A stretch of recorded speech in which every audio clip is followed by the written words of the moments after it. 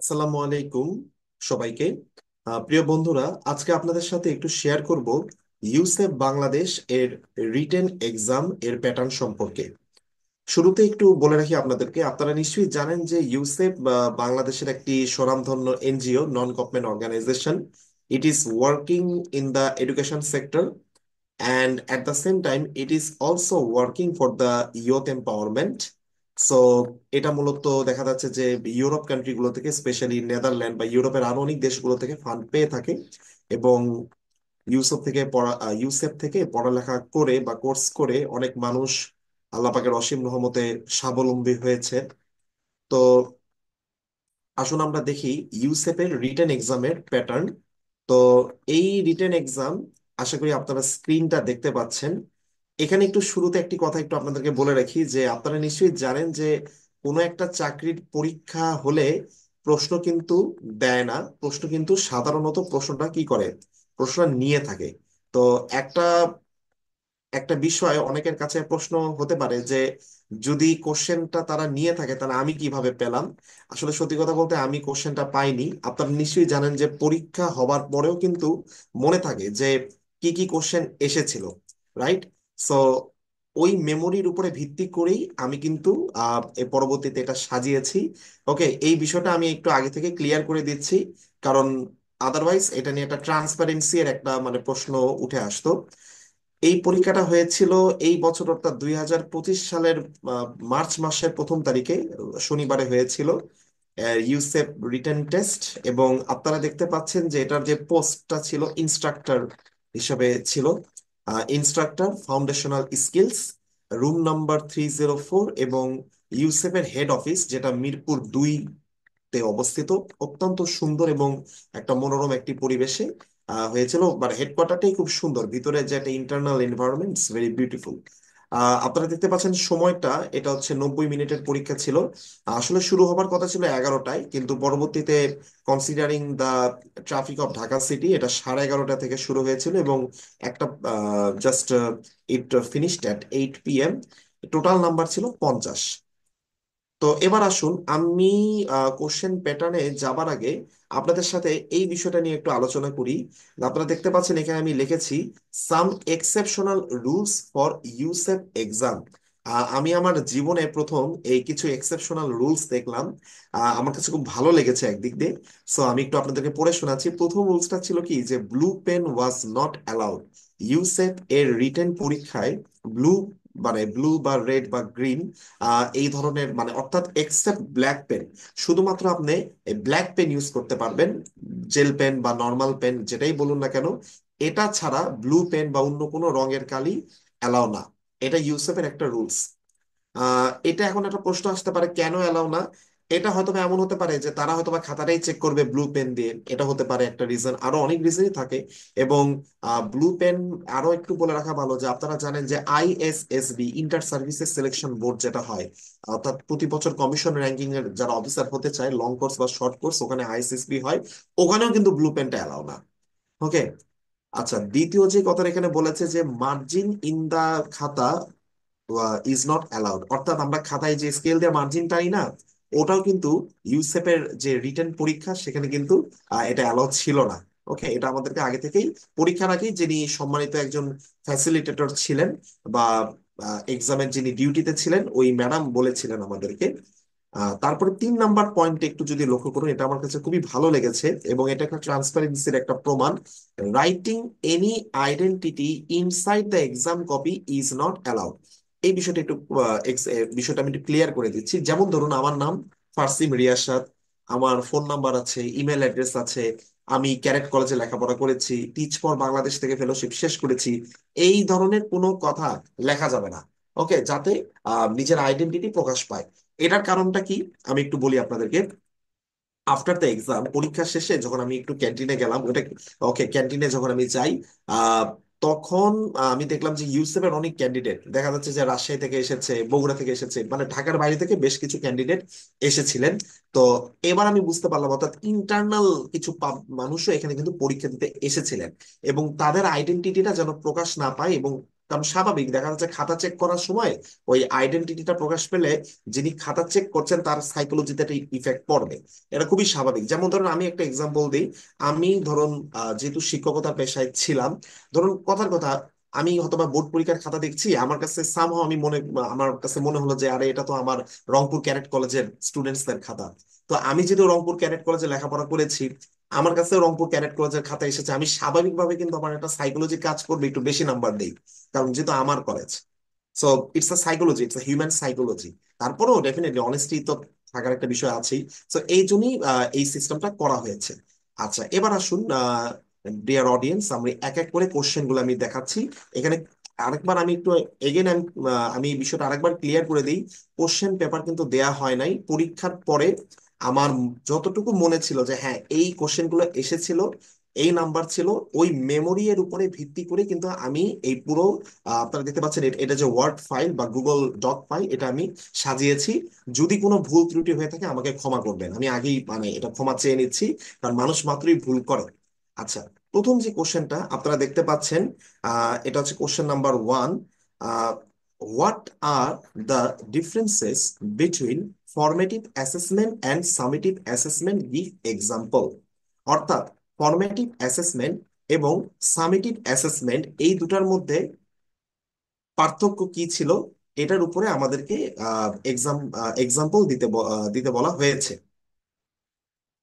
তো আম আপনারা নিশ্চয়ই জানেন যে ফরমেটিভ অ্যাসেসমেন্ট কি এবং সামেটিভ অ্যাসেসমেন্ট কি। এটা আই থিঙ্ক এটা এটা যদি আমি একটু এক্সাম্পল দিই, formative assessment means those type of assessment which are generally taken. যেমন ধরুন আমি একটা এক্সাম্পল দিচ্ছি, ক্লাস টেস্ট, তারপরে সারপ্রাইজ টেস্ট, কুইজ, হোমওয়ার্ক, এই ধরনের টেস্ট গুলো যেটা ছোট ছোট টেস্ট, ওকে, এগুলোকে বলা হয় ফরমেটিভ অ্যাসেসমেন্ট। আর সামেটিভ অ্যাসেসমেন্ট, দেখেন সামেটিভ মানেটা কি, সামারি। ওকে, ধরুন একটা মিড টার্ম পরীক্ষা, হাফ ইয়ারলি পরীক্ষা, half yearly assessment, final exam, এই ধরনের টেস্ট গুলোকে আমরা বলে থাকি সামেটিভ অ্যাসেসমেন্ট। সো এটার ডিফারেন্সটা কি এটা আপনারা পড়ে নিতে পারেন। এটা ডিফারেন্সটা যদি আমি সংক্ষেপে বলি, ফরমেটিভ অ্যাসেসমেন্টের মাধ্যমে যেটা হয় কি, একটা বাচ্চা দেখবেন একটু একটু দেখা যাচ্ছে তার গ্রোথটা কিন্তু এনশিওর হয়। ধরুন আমি একটা স্টুডেন্টকে বলছি যে তোমার এই প্রতি সপ্তাহের বৃহস্পতিবারে তোমার পরীক্ষা হবে, অথবা আমি বলছি যে প্রতি সপ্তাহের মঙ্গলবার এবং বৃহস্পতিবার তোমার ক্লাস টেস্ট হবে, তাহলে কি করবে, সে কিন্তু একটা পড়ালেখার মধ্যে থাকবে। খেয়াল করবেন। কিন্তু আমি যদি বলি যে না, জানুয়ারি ফেব্রুয়ারি যাক, মার্চ মাসে তোমার ফাইনাল পরীক্ষা, তাহলে কিন্তু দেখবেন সে কিন্তু পড়ালেখার মধ্যে খুব একটা থাকে না। ওকে, সো এটা একটা ফরমেটিভ অ্যাসেসমেন্টের সুবিধা, বাচ্চাটা পড়ালেখার মধ্যে থাকে, গ্রোথটাকে ইনশিওর করা যায়। আর সামেটিভ অ্যাসেসমেন্টের মাধ্যমে যেটা হয় কি, বাচ্চার একটা এক্সাম ফিয়ার থাকে, ফরমেটিভ অ্যাসেসমেন্ট হলে তার এক্সাম ফিয়ারটা কমে যায়। এরকম আরো অনেক পার্থক্য আছে, আপনারা দেখে নিতে পারেন। এটা আমি অবশ্য একটা মানে টিচ ফর বাংলাদেশে যখন আমি ফেলো ছিলাম, তখন আমি ব্র্যাক ইউনিভার্সিটি থেকে কোর্স করেছি এডুকেশনাল লিডারশিপ অ্যান্ড স্কুল ইমপ্রুভমেন্টের উপরে। তো তখন আমার এই বিষয়টা আমি পড়েছিলাম এবং এটার উপরে একটা ডিবেটও হয়েছিল। ওকে, আচ্ছা, এবার আসেন আপনাদেরকে আমি দ্বিতীয় প্রশ্নটা দেখাচ্ছি। এই প্রশ্ন আমার খুব ভালো লেগেছে। বলেছে যে let us suppose there is a weak student in your class who can not understand a topic easily, whereas all the other students can easily grasp it. What will you do for that student without slowing down the progress of the overall class? অর্থাৎ বাংলাটা যদি করি, ধরুন আপনি একটা teacher, আপনি একজন instructor, আপনি একটা ক্লাসে আপনি একটা ক্লাসে ক্লাস নিচ্ছেন। এখন দেখছেন যে একটা স্টুডেন্ট খুব দুর্বল, উইক, 8-10টা বাচ্চা যেমন সহজে ক্যাচ করতে পারে, সে হয়তোবা ওইরকম ক্যাচ করতে পারে না। সেই ক্ষেত্রে ওই বাচ্চাটার জন্য আপনি কি কি স্টেপ নেবেন। এখানে এই লাইনটা খুব ভালো লাগলো, without slowing down the progress of the overall class. অর্থাৎ ক্লাস ঠিক মতোই চলবে, কিন্তু ওই বাচ্চাটার জন্য আপনি কি কি স্টেপ নেবেন। এখানে আমি যেটা বলেছিলাম, আহ, ওই বাচ্চাটার জন্য যেমন এক্সট্রা ক্লাস, বিভিন্ন এনজিও স্কুলগুলোতে হয়, বাচ্চাটার জন্য আপনি একটা এক্সট্রা ক্লাসের ব্যবস্থা করলেন। তারপর দেখা যাচ্ছে যে একটা কমিউনিটি ভিজিট করলেন, আপনি দেখা যাচ্ছে একটু কমিউনিটিতে গেলেন, ওই বাচ্চার আব্বা আমার সাথে একটু কথা বললেন। অনেক সময় কি হয় যে আমাদের আন্ডার প্রিভিলেজ বাচ্চারা দেখা যাচ্ছে যে তারা অনেক কিছু শিকার হয়, আসলে কি এখানে there are lots and lots of stories. দারিদ্রতা একটা স্টোরি, ডোমেস্টিক ভায়োলেন্স একটা স্টোরি, দেখা যাচ্ছে মা বাবার ডিভোর্স হয়ে গেছে, ওকে, বাবা আরেকটা জায়গায় বিয়ে করেছে, ওর সাইকোলজিক্যালি ওটা কিন্তু একটা ইম্প্যাক্ট পড়ে, ওটা বিশাল বড় একটা ইম্প্যাক্ট পড়ে। বাল্য বিবাহ, এটার একটা ইম্প্যাক্ট পড়ে। তারপর দেখা যায় ইভ টিজিং, বুলিং, এরকম অনেকগুলা বিষয় থাকে। এইসব কারণেই দেখা যাচ্ছে যে একটা মেধাবী স্টুডেন্ট অনেক সময় ঝরে পড়ে যায় কিন্তু। ওকে, সো আবার দেখা যাচ্ছে সে, অথবা দেখা যাচ্ছে যে ছেলে ভালো কিন্তু একটা খারাপ একটা মানে খারাপ একটা কম্প্যানিয়নের মানে মধ্যে পড়ে গেছে, ড্রাগ এডিক্টেড হয়ে গেছে, এরকম কিন্তু ঘটে। ওকে, সো এই এই সব বিষয়গুলো একটু রুট কজটা আইডেন্টিফাই করতে, রুট কজ যেটাকে বলা হয়, কেন এই বাচ্চাটা পড়ালেখায় মন বসাতে পারছে না। ওকে, সো এটাও কিন্তু অনেক সময় চলে। যেমন এখানে আমার একটু মনে পড়লো, আমার একটা স্টুডেন্ট, আমি তার নাম বলবো না, মেয়েটা খুব ভালো, দেখলাম যে ফাইনাল পরীক্ষায় সে আসে না। তো আমি পরবর্তীতে তার বাসায় গেলাম, সে দেখলাম যে তার মা অসুস্থ। তার মাথার মধ্যে একটা সাইকোলজি ঢুকে গেছে যে মেয়ে মেয়ে ফিমেল স্টুডেন্ট, তো আমার মা তো অসুস্থ, আমি যদি পড়ালেখাটা অফ করে দিই পরিবারের টাকা বেঁচে যাবে। তো তখন আমি তাকে বুঝালাম, তুমি যদি পড়ালেখা করে ইস্টাবলিশড হও, ভালো একটা ব্যারিস্টার হও, অ্যাডভোকেট হও, অথবা ধরো ডাক্তার, ইঞ্জিনিয়ার বা টিচার, যে পজিশনে যাও না কেন, তুমি যদি পড়ালেখা করে ভালো একটা চাকরি পাও, তাহলেই কিন্তু সংসারের হালটা তুমি ধরতে পারবা, মা বাবাকে আরো সাপোর্ট দিতে পারবা। আলহামদুলিল্লাহ সে গেট ব্যাক হয়েছে, পড়ালেখা কিন্তু কন্টিনিউ করে যাচ্ছে, যদিও এখন আমি তার ওই স্কুলে নেই, টিচ ফর বাংলাদেশের ফেলোশিপ শেষ, বাট এখনো কিন্তু কথা হয়। সো মানে একজন মানে এটা কিন্তু মানে বলা যেতে পারে যে একটা কমিউনিটি ভিজিটের বিশাল বড় একটা সুবিধা। সো এখানকার কিওয়ার্ডস গুলো যদি দেখেন আপনি, একটা হচ্ছে উইক স্টুডেন্ট, তারপরে এখানে বলেছে হোয়াট উইল ইউ ডু, অর্থাৎ আপনি একজন টিচার হিসেবে আপনার প্ল্যানটা কি হবে without slowing the progress of the overall class, অর্থাৎ আপনি ক্লাস ঠিকই কন্টিনিউ করবেন। ওকে, চ্যাপ্টার ওয়াইজ বা আপনার কোর্স ওয়াইজ আপনি ক্লাসটা ঠিকই কন্টিনিউ করবেন, কিন্তু ওই বাচ্চাটার জন্য এক্সট্রা কি কি স্টেপ আপনি নিবেন। ওকে, সো এটা আমি বলেছি, আমি আরো বলেছিলাম হোমওয়ার্ক দিব, তাকে ওয়ার্কশিট দিব, নোট দিব। ওকে, এভাবে তার স্বাভাবিক যে স্টুডেন্টটা একটু দুর্বল তার জন্য একটু স্টেপ নিতেই হবে। যেমন ধরেন আমি ক্যাডেট কলেজে যখন ছিলাম আমিও কিন্তু দুর্বল হয়ে গিয়েছিলাম, পরবর্তীতে আমাকে দেখতাম আমার এক স্যার ছিলেন, আমি এখনো স্যারকে স্মরণ করি, হাই স্যার, ওকে, আব্দুল হাই স্যার। তো তিনি আমার ক্লাস নিতেন, এক্সট্রা ক্লাস নিতেন, বাড়ির কাজ দিয়েছিলেন। ওকে, এবং এক্সট্রা অ্যাক্টিভিটিস থেকে আমাকে আমাকে একটু অফ রাখা হয়েছিল, এক্সট্রা কারিকুলার অ্যাক্টিভিটিস থেকে ক্ষণস্থায়ী যে ক্লাস 10 আমাকে অফ রাখা হয়েছিল, এবং আলহামদুলিল্লাহ আমি দিনাজপুর বোর্ডের 17তম হয়েছিলাম। ওকে, এবার আসুন আমি তার পরের কোশ্চেনটা যাচ্ছি। তার পরের কোশ্চেনটা এখানে যেটা এসেছিল, write down short notes on the following topics, অর্থাৎ নিচের যে তিনটা টপিক আপনি দেখতে পাচ্ছেন, UCEP Bangladesh, child protection policy, আর একটা হচ্ছে সেফ গার্ডিং পলিসি, এই তিনটার উপরে মানে শর্ট ছোট ছোট নোট লিখতে বলা হয়েছিল। আহ এটাই মানে দেখা যায় এখান থেকে একটা বিষয় দেখেন, ইউসেফ বাংলাদেশের উপরে লিখতে বলা হয়েছে, এখান থেকে একটা অ্যাজাম্পশন আমরা করে নিতে পারি, আপনি যখন কোন একটা এনজিও তে পরীক্ষা দিতে যাচ্ছেন ওই এনজিও সম্পর্কে একটু আইডিয়া রাখবেন। এতে হবে এটা কি, আপনার একটা মানে ওখানে জিজ্ঞাসা করতেই পারে। ওকে, একটা শর্ট নোট জাস্ট। ওকে, এখানে একটু বলে রাখা ভালো, কোনো অপশন কিন্তু নাই, যতগুলা প্রশ্ন দেখতে পাচ্ছেন এখানে কিন্তু কোনো অপশন দেয়া ছিল না। ওকে, আচ্ছা, আরেকটা বিষয় খুব ভালো লাগলো, মেমোরাইজিং কিন্তু কোনো কিছু আসেনি, খুব যে আপনার মেমোরাইজিং করে যেতে হবে বাংলা ইংরেজি, এরকম কোনো কিছু আসেনি এই প্রশ্নগুলা। আচ্ছা, আমি একে সবগুলো শেষ করি, তারপর আমি ওভারঅল একটা অ্যানালাইসিস করে দিচ্ছি। তারপরে দেখেন এই কোশ্চেনটা আমার খুব ভালো লেগেছে, 4 নম্বর কোশ্চেনটা যদি দেখেন, let us suppose there is a disruptive student in your class, what will you do for his or for her for improvement? অর্থাৎ ধরুন আপনার ক্লাসে এমন একজন আছে যে খুব ডিস্টার্ব করে কথা বলে। ওকে, এবং এখানে আমার আরেকটু এসেছিল যে একটা প্রপার একটা এক্সাম্পল দিতে বলেছিল, ঠিক আছে। হ্যাঁ, আমার এখন মনে পড়লো, মানে এখন এই ভিডিও করার সময় মনে পড়ছে যে এক্সাম্পল দিতে বলা হয়েছিল। ওকে, অর্থাৎ ধরুন আপনার ক্লাসে এমন একজন স্টুডেন্ট যে মানে অত্যাধিক কথা বলে, এইরকম একটা স্টুডেন্টকে মানে ঠিক করবার জন্য বা তাকে একটু ভালো করবার জন্য বা তার উন্নতির জন্য আপনি কি কি স্টেপ নিবেন। এখানে আমি এক্সাম্পল দিয়েছিলাম, এক্সাম্পল গুলো পজিটিভ হবে। সে কেন ক্লাসে কথা বলে এটা একটা দেখার বিষয়, তার মানে নিশ্চয়ই ক্লাসে মন বসে না।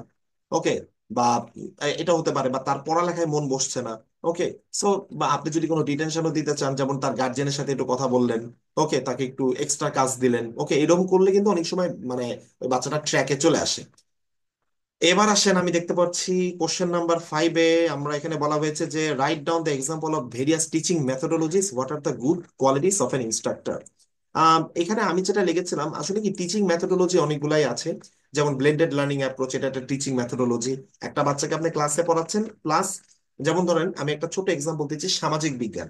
সামাজিক বিজ্ঞানে আছে না ইস্ট ইন্ডিয়া কোম্পানির ইতিহাস, আপনি নবাব ওই পলাশির যুদ্ধ, নবাব সিরাজউদ্দৌলা, মীর জাফর, এদের রিলেটেড কিছু ভিডিও ইউটিউবে অনেক ভালো ভালো ভিডিও কন্টেন্ট আছে, এটা একদিক দিয়ে ভালো।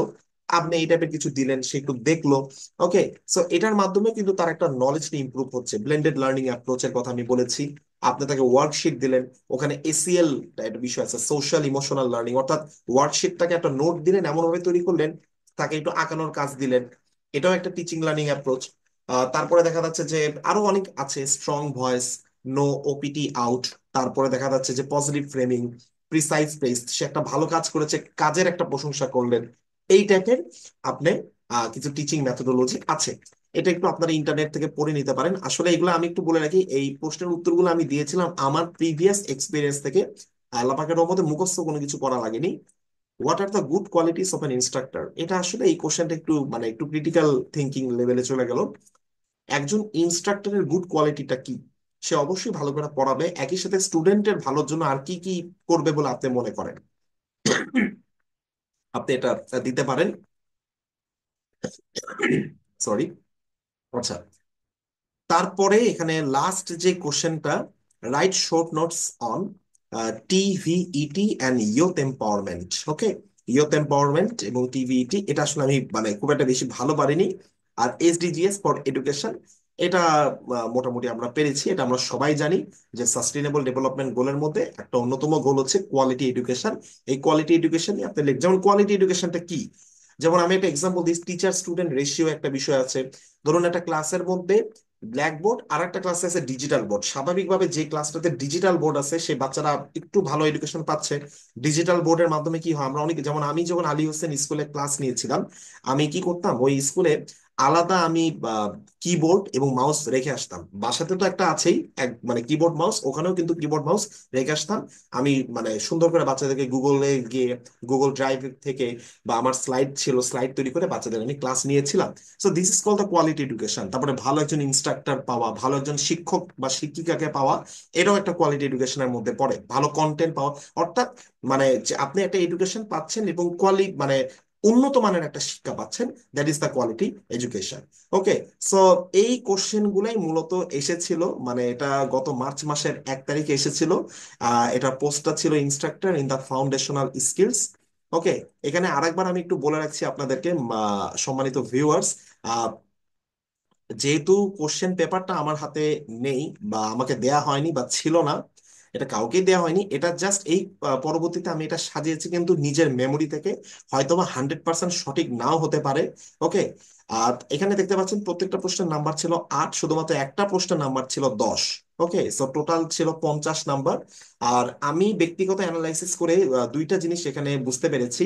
প্রথম যে বিষয়টা বুঝলাম যে এখানে কিন্তু মেমোরাইজিং রিলেটেড কিন্তু কোনো কিছু আসেনি, অর্থাৎ নট লাইক দ্যাট যে আপনাকে অন্যান্য পরীক্ষার মতো যে মানে সামথিং মেমোরাইজ করতে হবে, মুখস্থ করতে হবে, এরকম কিন্তু কোনো কিছু এখানে আসেনি।